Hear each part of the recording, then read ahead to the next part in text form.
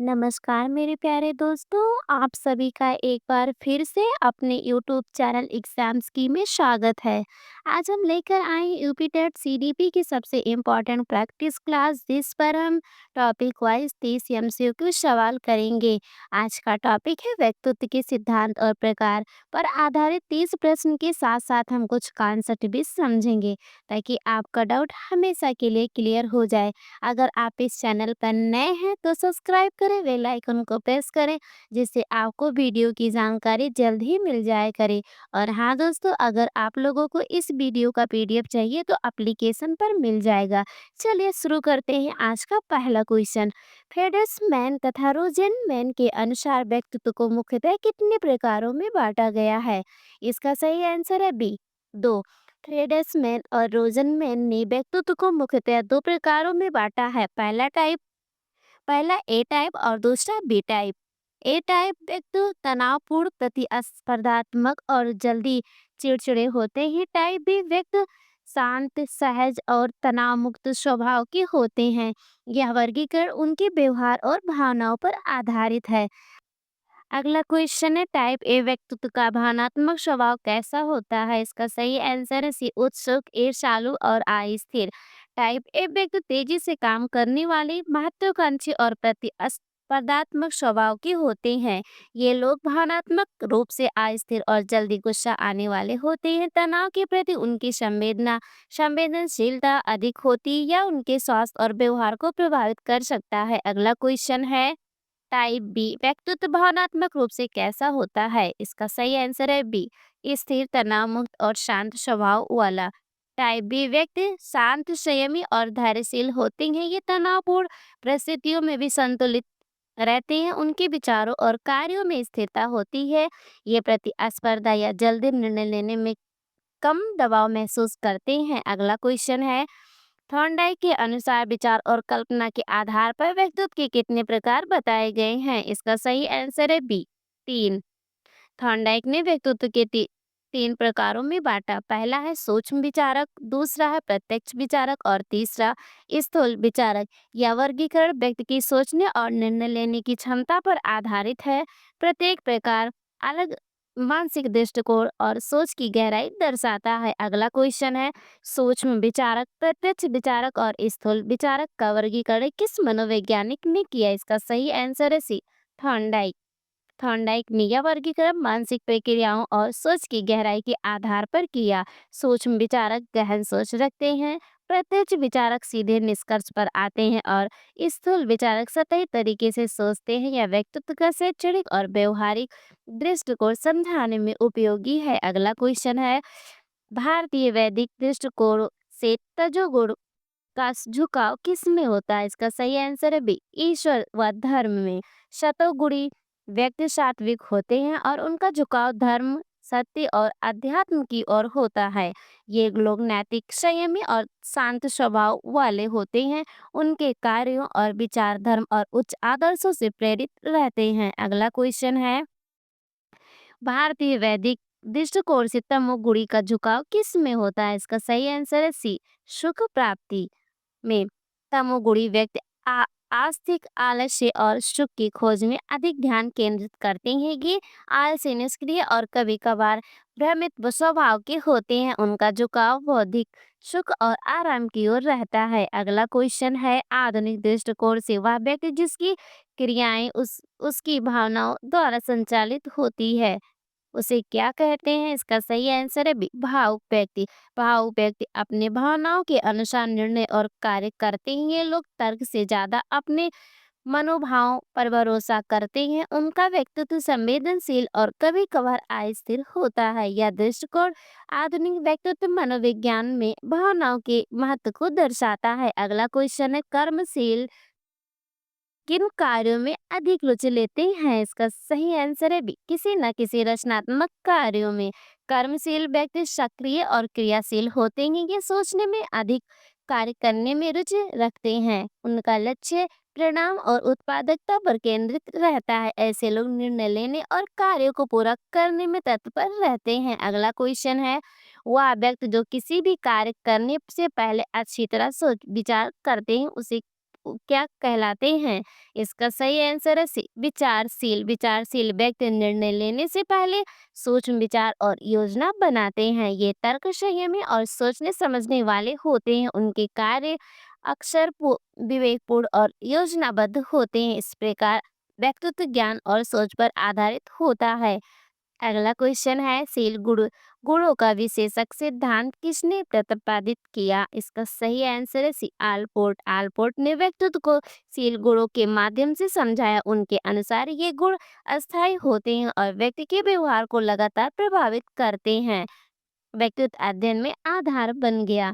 अगला क्वेश्चन है आलपोर्ट ने व्यक्तिगत सील गुण को अन्य किस नाम से पुकारा है? इसका सही आंसर है बी व्यक्तिगत प्रवृत्ति। व्यक्तिगत प्रवृत्ति व्यक्तिगत सील गुण वह विशेषता है जो किसी व्यक्ति को दूसरे से अलग पहचान देते हैं। इसे आलपोर्ट ने पर्सनल टेंडेंसी कहा। ये गुण व्यक्ति की अनूठी सोच और व्यवहार को दर्शाता है। अगला क्वेश्चन है आलपोर्ट द्वारा बताए गए वे सील गुण जो किसी समाज या संस्कृति के अधिकतर लोगों में पाए जाते हैं उन्हें क्या कहते हैं? इसका सही आंसर है सी सामान्य सील गुण।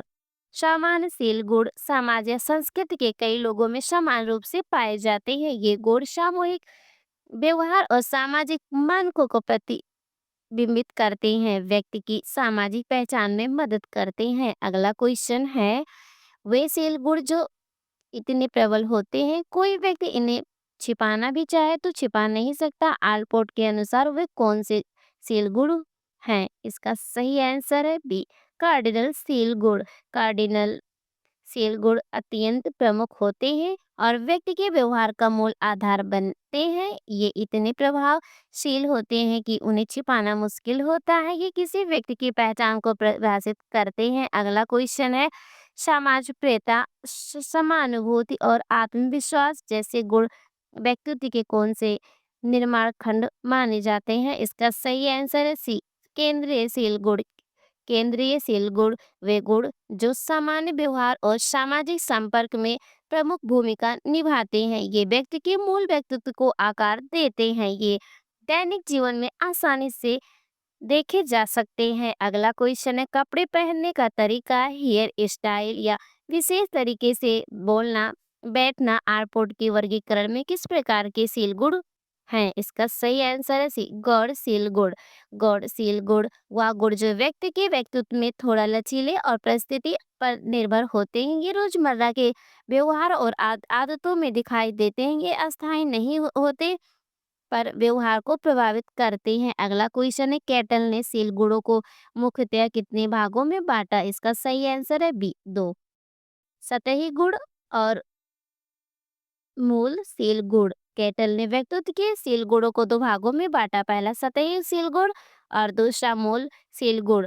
सतही सील गुण व्यवहार में आसानी से दिखते हैं और मूल सील गुण गहरे और अस्थायी होते हैं। अगला क्वेश्चन है प्रसन्नता परोपकारिता सत्यनिष्ठा किस प्रकार के सील गुण के उदाहरण हैं जिन्हें आसानी से अभिलक्षित किया जा सकता है? इसका सही आंसर है बी सतही सील गुण। सतही सील गुण वे गुण जो दैनिक जीवन में दिखाई देते हैं उन्हें आसानी से दूसरों द्वारा देखा और मापा जा सकता है। प्रसन्नता परोपकारिता और सत्यनिष्ठा इसके उदाहरण हैं। अगला क्वेश्चन है मूल सील गुण के बारे में निम्नलिखित में से कौन सा कथन सत्य है? इसका सही आंसर है बी इसे सीधे प्रेक्षण नहीं किया जा सकता है। मूल सील गुण वे व्यक्ति के अस्थायी गुण हैं। इन्हें सीधे देखा जा सकता है बल्कि व्यवहार और प्रतिक्रियाओं से समझा जा सकता है। ये व्यक्तित्व का आधार बनते हैं।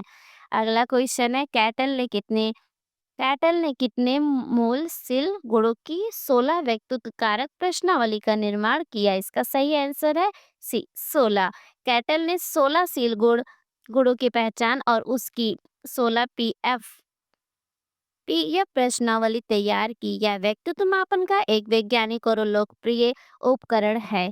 इन गुणों के आधार पर व्यक्ति के व्यवहार का विश्लेषण किया जा सकता है। अगला क्वेश्चन है कैटल ने मूल सील गुणों को आनुवंशिकता और वातावरण के प्रभाव के आधार पर किन दो भागों में बांटा? इसका सही आंसर है बी स्वाभाविक और पर्यावरण प्रभावित गुण। कैटल ने व्यक्तित्व गुणों को जन्मजात और पर्यावरण प्रभावित में बांटा। जन्मजात गुण आनुवंशिकी से आते हैं, जबकि पर्यावरण प्रभावित गुण अनुभव और शिक्षा से विकसित होते हैं। ये व्यक्तित्व के विकास को समझने में मदद करता है। अगला क्वेश्चन है, आइजैक के व्यक्तित्वशील गुणों की कितनी दशाएं बताई हैं? इसका सही आंसर है बी 3। अंतर्मुखता, बहिर्मुखता, स्थिरता, अस्थिरता, मनोभिन्नता। आइजैक ने व्यक्तित्व को 3 मुख्य दिशाओं में बांटा: अंतर्मुखता, बहिर्मुखता, स्थिरता, अस्थिरता और विभिन्नता। ये व्यक्ति के व्यवहार और प्रतिक्रियाओं प्रतिक्रियाओं को समझने का आधार है। ये सिद्धांत व्यक्तित्व मापन में महत्वपूर्ण है। अगला क्वेश्चन है, आइजैक के सिद्धांत में स्नायुद्वलता किस दिशा से संबंधित है? इसका सही आंसर है बी, स्थिरता या अस्थिरता। स्नायुद्वलता व्यक्ति की भावनात्मक स्थिरता या स्थिरता को दर्शाती है। स्थिर व्यक्तियों में तनाव सहन क्षमता अधिक होती है, जबकि अस्थिर व्यक्ति जल्दी घबराता और चिंतित होता है। अगला क्वेश्चन है, आइजैक ने अपने सिद्धांत के निष्कर्ष में व्यक्तित्व को कितने भागों में बांटा? इसका सही आंसर है बी 4। आइजैक ने व्यक्तित्व को 4 भागों में बांटा: मुख्य 3 मुख्य दिशाएं और उनके संयोजन से व्यवहार का विशेषण या ढांचा व्यक्तित्व अध्ययन में एक व्यापक दृष्टिकोण प्रदान करता है। अगला क्वेश्चन है, कोस्टा एवं मैक्रेक ने शील गुणों का वर्णन कितने प्रकारों में किया, जिन्हें बिग 5 के नाम से जाना जाता है? इसका सही आंसर है 5। कोस्टा और मैक्रे ने व्यक्तित्व के 5 गुणों को का वर्णन किया: ओपननेस, कंडिनेशन, एक्ट्रावर्सन, एग्रीएबिलिटी और न्यूरोटिज्म। इन्हें बिग 5 कहा जाता है। यह आधुनिक व्यक्तित्व मनोविज्ञान में आधारभूत है। अगला क्वेश्चन है, कोस्टा एम मैकक्रे के बिग 5 में निम्नलिखित में से कौन सा शील गुण शामिल है? इसका सही आंसर है बी, सहजता। सहजता बिग 5 का एक प्रमुख गुण है। यह सामाजिक व्यवहार और दूसरों के साथ सहयोग को दर्शाता है। व्यक्ति की मित्रता, सहयोग और सहानुभूति की क्षमता को मापता है।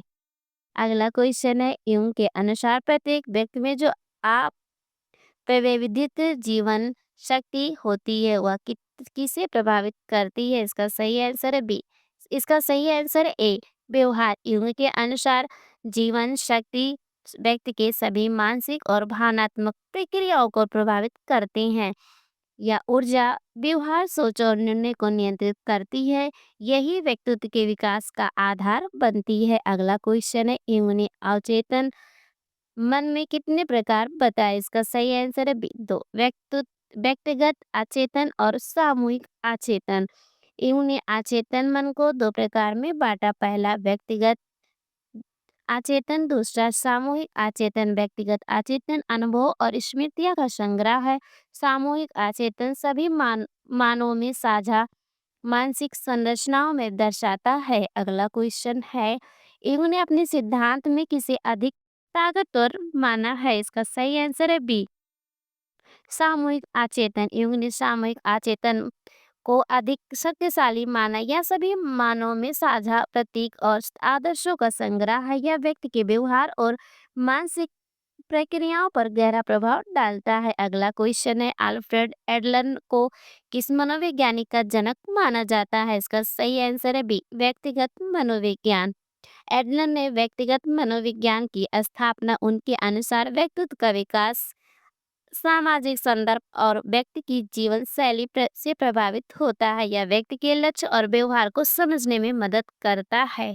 तो दोस्तों, ये थे आज सीडीपी के 30 क्वेश्चन। कमेंट बॉक्स में जरूर बताएं कि आपने कितने सही किए।